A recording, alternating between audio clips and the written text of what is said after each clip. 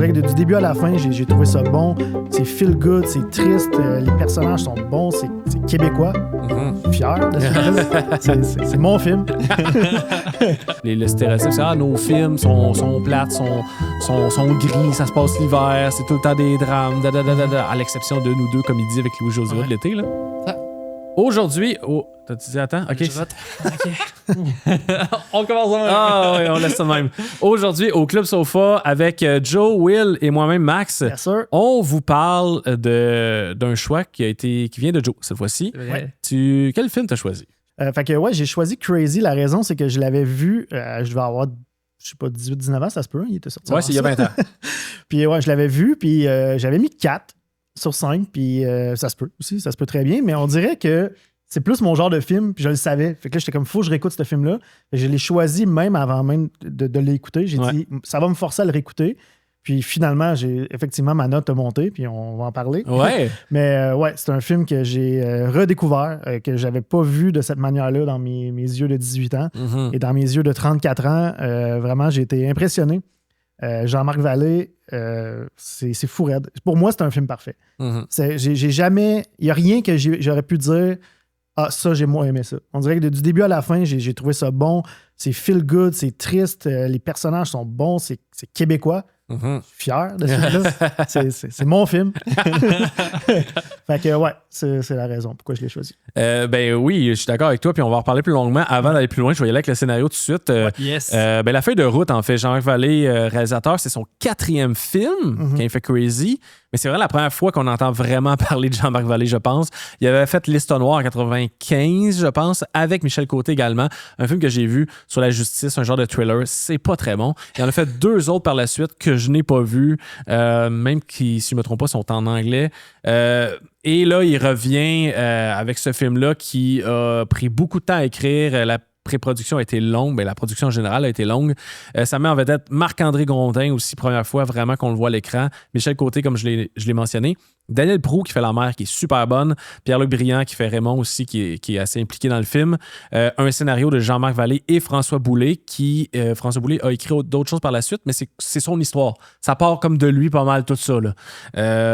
Et la direction artistique, c'est rare que je nomme le DA d'un film, mais c'est Patrice Vermette qui est oscarisé pour Dune quand même. Qui ça va bien sa vie, sa carrière depuis un bout, mais ça allait déjà bien à ce moment-là. Et la production... le design production ou est écœurante dans le film là, parce que c'est un film d'époque. Fait qu'il y a beaucoup de choses. Ça traverse plusieurs années même. Donc, c'est sa coche. Le film a remporté 13 Jutras. À l'époque, ça s'appelait les Jutras. C'est quasiment l'ancienneté du gala. Au Québec, c'est sûr qu'on est un petit milieu. Fait que dès que tu as un film qui sort du lot, il remplit tout. Là. C'est assez facile. Au Génie, il y a 11 prix qui ont été ramassés par Crazy. La DOP, c'est Pierre Mignot, que je ne connaissais pas son travail, mais moi, c'est plus mon côté... j'étais intéressé de voir qu'il a fait 7 films avec Robert Altman, qui est un grand réalisateur américain. Fait qu'il a eu une carrière américaine. Puis je trouvais ça le fun comme fact, mais ça, c'est juste moi qui capote sur ce fait-là. Ignorez ce que je viens de dire. On le coupe. Et le synopsis, donc, c'est l'histoire principalement de Zachary Beaulieu, 4e enfant d'une famille de 5. 5 gars. Il naît en 1960, le 25 décembre à Noël. Et on va faire une partie des années 60, mais surtout les années 70, quand il arrive à l'âge adolescent, et il y a une relation très compliquée avec son père et ses frères. Avec tout le monde. Avec tout le monde, en fait. Il découvre sa sexualité, il découvre qu'il est homosexuel dans une famille typiquement religieuse québécoise des années 70, que le père, il en veut pas. Il va nommer tous les noms. Là. Des fois, je me sens mal de le dire, mais il dit dans le film, Fifi tapette, tout est nommé. Bon. Tout est nommé. Tout est dit. On est en 70. Exactement, on répète, on est en 70. On veut pas être pris hors contexte. Donc, c'est cette histoire-là. Toi, Will, comment tu as trouvé ça? Parce que tu l'avais pas vu. Moi, je l'avais pas vu. Moi, je me suis dit, hey, c'est un film qui est musical, qui est plein d'émotions. Encore une fois, c'est un sure shot. C'est facile à suggérer. On n'a pas toujours les mêmes goûts en cinéma, mais comment tu as trouvé ça? Moi, genre... C'est drôle à dire, mais je ne connaissais presque rien de Crazy. Bon, tant mieux. Je savais que le film existait, je savais que c'est Jean-Marc Vallée et tout, mais je savais pas de quoi ça parlait tant que ça. Je savais que c'était un film d'époque et tout. Puis j'ai vraiment aimé ça. Puis oui, les breaks musicaux sont vraiment cool. C'est bien placé puis tout. L'acting est hot. Puis l'histoire est super intéressante puis malheureusement encore super pertinente aujourd'hui. Fait que d'aller plonger là-dedans, puis tu sais, tu y crois aussi. Moi, je pense qu'il y a beaucoup de... Bon, il y a des films qui traitent des trucs, mais on dirait que ça tout semble tellement vrai. Puis en plus, tu sais, c'est québécois. Ben, fait que c'est comme c'est à la maison. Là, c'est sûr qu'on relate plus. Tu te sens vraiment dedans, puis c'est vraiment bon. J'ai vraiment aimé ça. C'est dès le début, je réécoutais des petits bouts avant qu'on commence, mais tu sais, dès les premières minutes, tu fais comme OK, la réalisation, ben l'ensemble du film on est ailleurs. Québec, là, c'est une autre coche là. T'sais, rapidement, le film commence, c'est une narration, c'est comme dans le ventre de la mère, puis là, la première phrase, c'est quelque chose de plus loin, je me rappelle, j'ai toujours détesté Noël, il naît à Noël, la mère abrit ses os pendant que le père est en train de jouer avec ses autres fils, et là, t'as un rack focus dans la boule de Noël sur la réaction du père. Rapidement, après, on est à l'hôpital, ça a l'air l'accouchement a l'air d'avoir été difficile, il était entre la vie et la mort. Le père prend l'enfant, il l'échappe à cause de son frère, il dit « Hey, je veux le voir! » Puis là, t'as comme un plan que tu vois le bébé tomber au ralenti, clac, on est rendu 6-7 ans plus tard, l'enfant a vieilli, c'est rythmé, La musique, c'est sûr qu'on va en parler, mais c'est de la musique, tu sais, quand il y a... C'est à cette époque-là. C'est de la musique américaine ou, je veux dire, mondiale. Beaucoup, il a acheté, je sais pas combien de droits. Oui, mais ça, en fait, le budget de la musique, c'est 10% du budget total du film, soit 600 000 pour avoir des tunes de Pink Floyd, Rolling Stone, Bowie, Elvis, The Cure, Patsy Cline, Aznavour. Il y a quelques tunes québécois aussi. Là. Il y a du Charlebois. Donc, c'est un gros morceau. Ouais, vraiment. Ben ça, c'est justement, c'était important pour Jean-Marc Vallée de fighter pour avoir ces droits-là parce que ça a été super long, compliqué, coûteux, que j'ai l'impression que plein d'autres compagnies de production auraient fait, ben là non, Jean-Marc, là, c'est too much, on peut pas se le payer. Il a perdu les droits à demander, c'est ça? Oui, ben ils les avaient pour 10 ans. Fait en 2015, le film était retiré de toutes les plateformes. Tu pouvais pas, les gens qui pouvaient l'écouter, c'était juste ceux qui avaient le DVD chez eux. C'est un move à faire, dire, OK, on le prend, mais pour 10 on prend ans, juste pour 10 ans parce qu'il n'y a pas de compromis, tu sais. Et là, ça a été un autre 5 ans-ish là, de combat avec chacun des artistes, puis leur gérance, puis leur label pour requérir les droits, puis de convaincre tout le monde. Puis, tu sais, tu parles à Pink Floyd. Là, faut que tu parles puis ça a l'air Pink Floyd, c'était les pires, c'était les plus tough à dire oui, alors que Rolling Stone, ils ont fait « Oui, on adorait le film, ben oui, parfait. » Tu sais. Là, aujourd'hui, il est là? Oui, là, il est là à vie. Il est à vie et ça a coûté 5 fois moins cher qu'à l'époque. Donc, 5 fois moins que 600 000. 100 000 et un peu plus. Là, calculez chez vous. Pour les avoir à l'infini, là, à vie. Là, ça a été un gros combat, mais c'est important parce que là le film, il est de retour sur les plateformes depuis plusieurs années, puis il peut être diffusé. Bon, fait que c'est au cœur du film, là, la musique, puis elle est tellement bien montée. T'as des tunes des fois quasiment complètes, mais ça file pas comme nécessairement un vidéoclip. Ou l'inverse, c'est comme un long vidéoclip, mais sans le. Moi, des fois, j'aime pas ça quand la musique est juste trop plaquée sur des images. T'as l'impression que c'est justement le côté vidéoclip plate, mais là, c'est vraiment. C'est homogène ensemble, tu sais. Ça marche. Par le montage, partout, il y a de quoi qui est vraiment intéressant. Puis les acteurs sont fous raides, là. Je veux dire, moi, Michel Côté, je le connaissais, bien sûr, mais on dirait que c'était un peu comme Rémi Girard. Là, un moment donné, c'est comme, il est dans tout. Comme, il m'impressionne pas, mais OK, il est bon. That's it. Mais là-dedans, j'ai vraiment fait, OK, wow. C'est peut-être sa meilleure performance à vie. C'est un grand acteur. Là. C'est vraiment...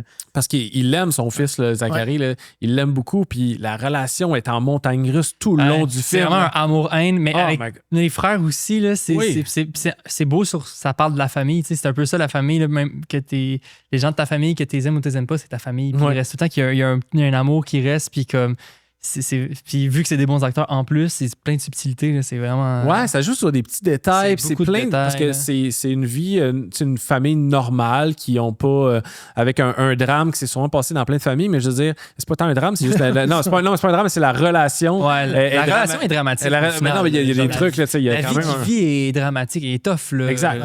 On va rentrer dans les spoilers à partir de maintenant, mais il y a quand même un frère qui meurt aussi. Puis, tu sais, il y a du drame, mais ça reste une famille relativement normale, mais avec plein de petits détails. Je trouve que ça rend l'histoire vraiment incroyable, là, exceptionnel, tu sais, juste comme le fait qu'il s'en va manger des frites avec son fils, puis là, t'as le super beau plan là, de genre un mouchoir par la fenêtre. Il y a une poésie dans les images, puis il y a plein de petits détails qui font que ah ouais, c'est nous autres, ça, même si on l'a pas vécu, aucun de nous trois était là dans les années 70, mais on les a vus, ces images-là, on s'en est fait parler de nos parents, de notre famille, puis le Québec, là, c'est un Québec qu'on a entendu parler, puis là, tu le vois vivre pendant 2 heures, ce Québec-là, puis il y a de quoi qui est vraiment beau, même si c'est que de la simplicité. Là. C'est vraiment un culte. Québécois, je pense que tout le monde devrait le voir. C'est un film à voir. Puis où je voulais en venir avec ça, c'est que la relation, justement, Montanera, c'est qu'il adore son fils. C'est son préféré quasiment au début. Là. C'est comme, hey, il est fier de lui, il lave son char avec, Puis après ça, quand ça commence à mal aller, tu vois, c'est l'autre petit-fils, c'est l'autre frère là, qui devient le partner du père. Après ça, il y a comme il y a un jeu de yo-yo tout le temps. Là. Puis lui aussi, il aime son père. Là, il dit la phrase quand il est petit, il dit je m'en foutais de tous les autres pères, mais mon père, c'était le meilleur. Puis tu sais, il aime son père. C'est son idole, tu sais. C'est ça, c'est son idole. Puis ça joue tellement avec ça de comme il l'haït puis il l'aime en même temps. Puis son père, il essaie de le changer, il achète des cadeaux, des affaires. C'est vraiment, mais c'est des bonnes scènes. T'es comme, il achète un jeu de hockey. C'est l'enfer. Ben, c'est tous les stéréotypes qu'on a entendus plein de fois. Mais genre de le voir, puis de le voir de la perspective du gars qui le vit aussi, puis que genre, lui, il veut faire plaisir à son père, mais il est plus capable. Là. C'est cool. Puis de voir aussi où ça l'amène. Il devient rebelle. Il se met à faire plein d'affaires. Il tombe dans la drogue. Puis tout ça. C'est ça, parce que c'est pas le genre de. Donc aujourd'hui, tu vois un enfant de même. Là, tu te dis pas c'est un enfant qui va devenir rebelle. Souvent, c'est super doux. Puis il respecte tous les trucs. Puis là, finalement, ça l'a complètement fucked up. Puis il est parti sur une autre direction complètement. Là. Puis même affaire à la fin, après ça, quand il part en voyage, il essaie juste de se trouver comme il cherche à travers aussi. Tout ça. Là. Fait que, il veut se rebeller contre son père aussi, autant qu'il l'aimait avant, qu'il veut le faire chier, mais il veut juste le faire chier.